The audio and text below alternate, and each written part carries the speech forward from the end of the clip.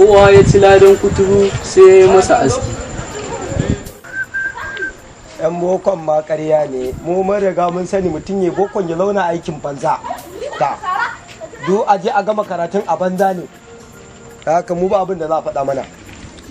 Ai bokon ma sana'a ce ta fi bara, tunda wani zaunau tsugunau murgudau targadau hakan nan kake kullum baka da aiki, wanda mu za mu fito mai ƙyarya, wani ko ba shi ba ƙyarya, rayuwarsa aka za ta ƙyare a hakan nan za a yi ta gwagwatawa har ƙarshen rayuwa.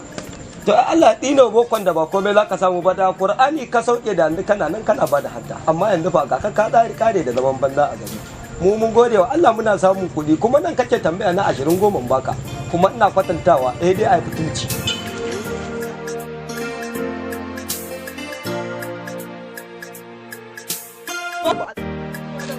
A ba mu na Allah, a ba mu na annabi, mai fuskar imani kana ganin sa za ka gane. Alajin Allah, alajin Allah, alajin Allah. Ina zuwa bara in shiga shago. Alajin Allah, alajin ɗari dama na ce zan baka ita.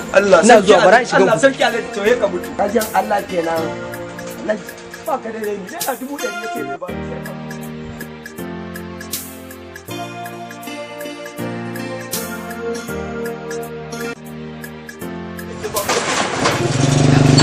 Kai wannan yaron mahaukaci ne gidan da aka yi dama.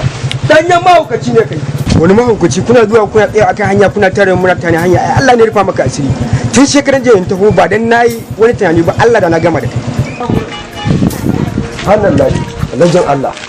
Ya dai ina gurgun nan yayi ne, na fito ban gan shi ba, na ce zan bar shi. What? Sinan munafiki ka wuce shi? Gashi nan lafiyarsa kalau.